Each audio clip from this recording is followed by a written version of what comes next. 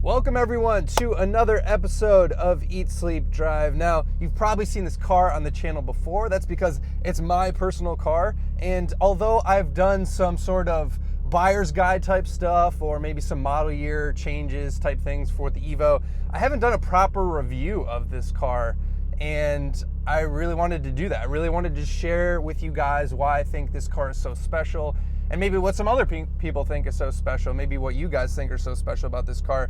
It's an iconic car in my mind because when I was in high school, this was just kind of coming into its own and it would just like set the world on fire. It was so different and so fast for like what it was, this little econo box type thing.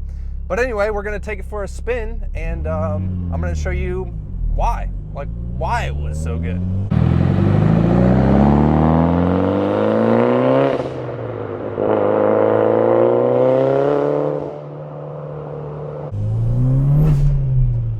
Turbo noises to start, and that's going to be a theme here, as you would anticipate, as some raindrops start to come down.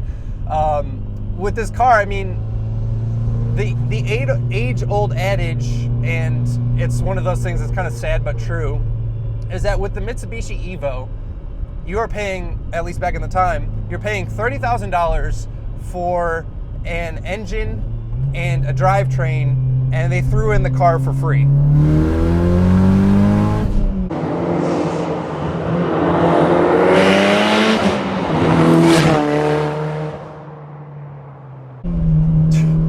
This car is so fast.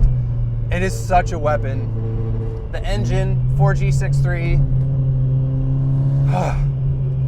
All right, so we'll get into the whole engine, drivetrain, 30 grand. Everything else is free. It's a cheap car, it's economy box. We'll kind of get more to that later, but I want to start with the just absolute legend that is the 4G63. Probably not, it's definitely not as legendary as the 2J and the Supra or anything like that, but man, it's up there.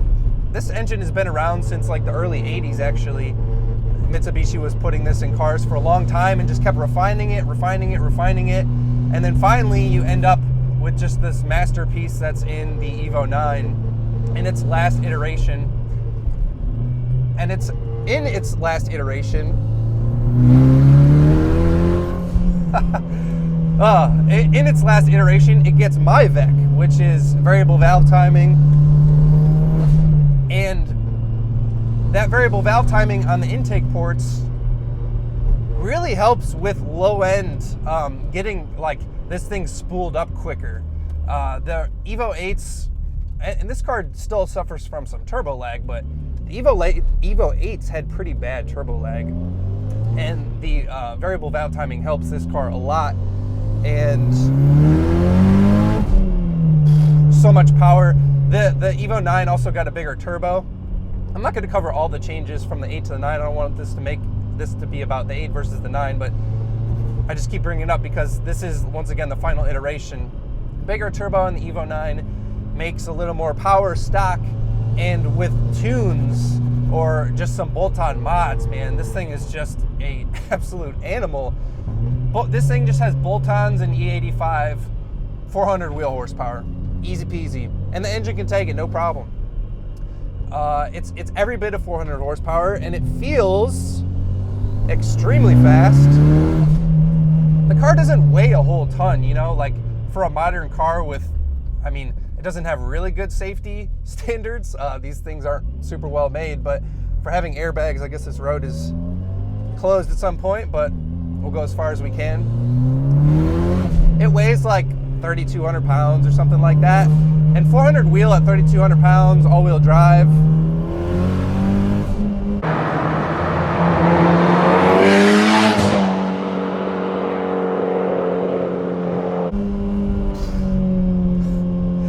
It's hard for me to process and like talk because this car is just so fast. Now it's kind of fitting that this road is like kind of wet and like crappy and stuff. I mean, this is an all-wheel drive weapon, and I guess the road is closed here, so we'll have to turn around. But I guess what I'm getting at is like the car is just so confidence inspiring because of the all-wheel drive and also like all the computer wizardry that's going on. There's no doubt this is kind of like I don't know, it's kind of like the predecessor to the GTR in some ways, like at least in my mind, just because of like the whole video gaminess. And by the way, the steering radius or the turning radius in this car is just horrible. I don't know why, but it's not good. But get to go uphill a little bit.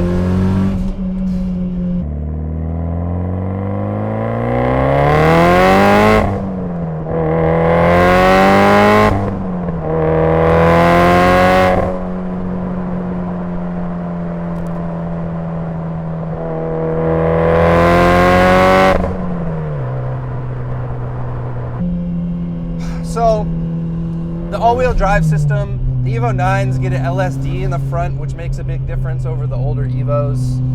And the car just like, it's so capable and so easy to drive fast. And that's sort of a blessing and a curse, to be honest with you. Because if you want to buy a sports car to like, I guess I don't have to stop here. If you want to buy a sports car to learn how to drive fast, this really isn't the one.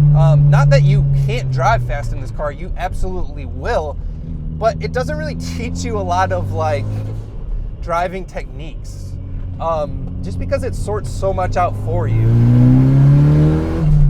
And once again, that's not really a knock to the car. Like, you can't say like the car sucks because it's so good, but like, it just depends what your goals are. Like, don't buy one of these. Like, you can buy one and go to the track and have a really good time. It goes super fast. But if your goal is to like become a better driver, that's not exactly what this is for. Once again, super track capable, super fun to drive on the track, but it's just like, it's not going to teach you anything. The all-wheel drive sorts it all out. The electronic wizardry sorts it all out. And you can just mob, dude. Like, I'm going like way too fast on this road. But it's so easy, dude. It's so easy. The brakes are so good.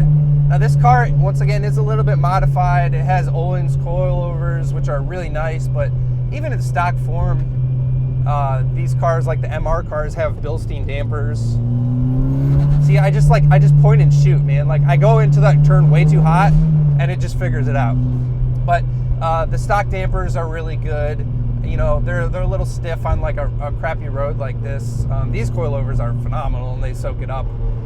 These cars do have some movement to them. Like, they do have some body roll and movement, but it's all part of like that package. Like, it's all part of how it kind of sorts things out and moves power around to all four wheels and stuff like that.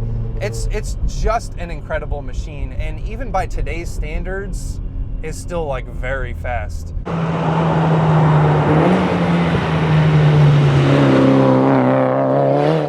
You know, the Focus RS, I guess, is probably a decent, like, good example of like a new car that's kind of similar to this. And I guarantee you that if you just bump the power output of this with just a tune or some like little bolt-ons to Focus RS power levels, you would have no problem keeping up with that thing around the track, any track of that matter. I mean, it was so ahead of its time in 2006, and I think that's partially why it's just so iconic in my book. Like, once again, when I was growing up, this was the car. And now you have cars like the Subaru Sti, which I've been a big fan of Subarus for a long time. I've owned several Stis, and they kind of have their own qualities about them that are good or not as good. I mean, I think these handle way better than every Sti I've ever driven that wasn't like super heavily modified. But some of the things with the Sti, like, as we get kind of back into reviewing this car, I don't love the shifter in Evos. I don't love the transmission. I don't love the shifter. It's not super precise. STI shifters are way miles better, and they're like, the STI shifters are a little like notchier. And it's funny because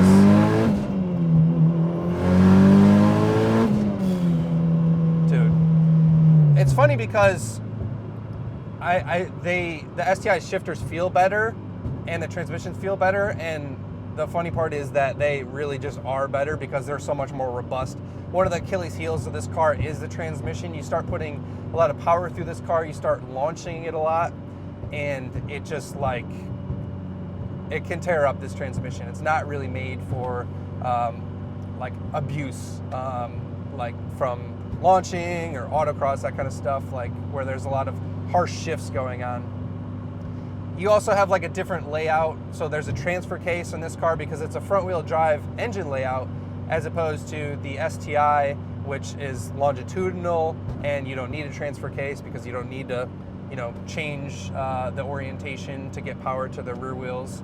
So there is a little bit of complexity there, but it's all completely seamless when you drive it. This car is just, I mean, it's stupid fast, stupid fun. And I think it sounds really good for a inline 4-cylinder.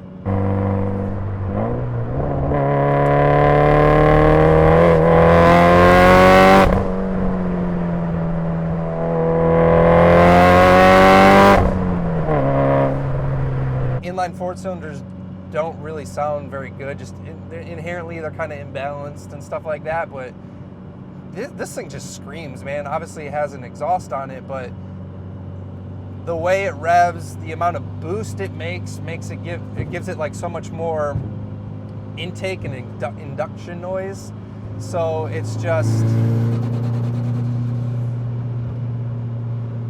I don't know. It's a time capsule, because this is a very like mid-2000s car where manufacturers were starting to make like we're making the, you know, hopping up these performance versions of these economy cars and just really pushing the envelope technically. This car was just so fast for the money. You have to get into some like crazy cars to like keep up with this thing. And as I mentioned, it kind of, to this day, it's still like really impressive from a performance point of view. The problems you start to get into with this car, and the reason you wouldn't want to buy one, or reason that you should look elsewhere, is just like kind of what I'm doing right now. They suck on the highway. I'm not doing 80 right now, but when you do 80, it's about 4,000 RPM. There's absolutely zero sound deadening, so it is extremely loud, and it just kind of buzzes, everything rattles. Like, once again, that's not why you buy this car. Stereo sucks. But it is an unfortunate reality with these kind of things.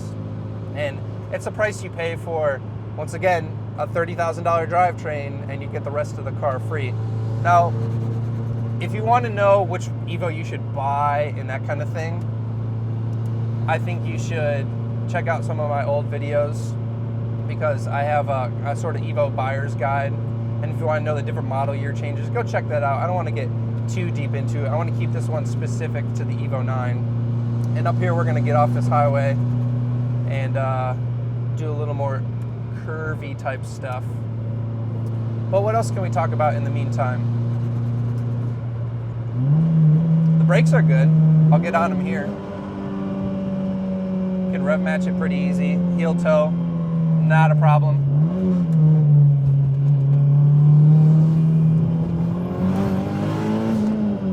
Just like on throttle, just in the corner, it turns faster somehow. The steering in these cars is just so precise. It turns in so insanely quick. And, you know, it's of course hydraulically assisted. Now all the cars are going to electric. It's not that there's a ton of feedback. It's just that, you know, when we talk about steering, we talk about feedback, we talk about accuracy, and this car is very accurate. Like, whatever bushings and steering rack stuff they have going on, there's just no slop. Every bit of movement in the wheel just corresponds to something at the front wheels. And there is feedback in the wheel, don't get me wrong, but the steering is very light. So it just kind of gives it a different feel. Now all the cars you can basically customize all the steering feel because it's electric as far as how much weight, but this car is super light on its feet, both steering and like nimbly. It just, like, for being a sedan, for being 3,200 pounds, you throw it around like it's a Miata. And I guess that's really the drivetrain that does that, that's sorting everything out for you. it's just a mega car. I like the way they look. I mean, it is an economy car in its roots, but like what they did to it, and maybe it's just because I grew up with it and it was so iconic to me, but I love the way it looks. I mean, it's a little bit like Boy Racer with the wing, and people to this day still like give it a lot of attention, mostly like negative, because they're just like, oh, look at this noob with this big wing on his car, Ricer or whatever they call you. But they don't really see it coming if they don't know about this car, and you give them a hit. It's an impressive piece. So let me know what you guys think about the Mitsubishi Evo. I think they are going up in value. I think they're a great investment right now, because you can buy one and enjoy it and really not lose any money on it, because, yeah, I mean, bring a trailer, look to see how much they're selling for. They're low mileage examples that are already selling for more than they were new, and if you buy one and take care of it, it should treat you well.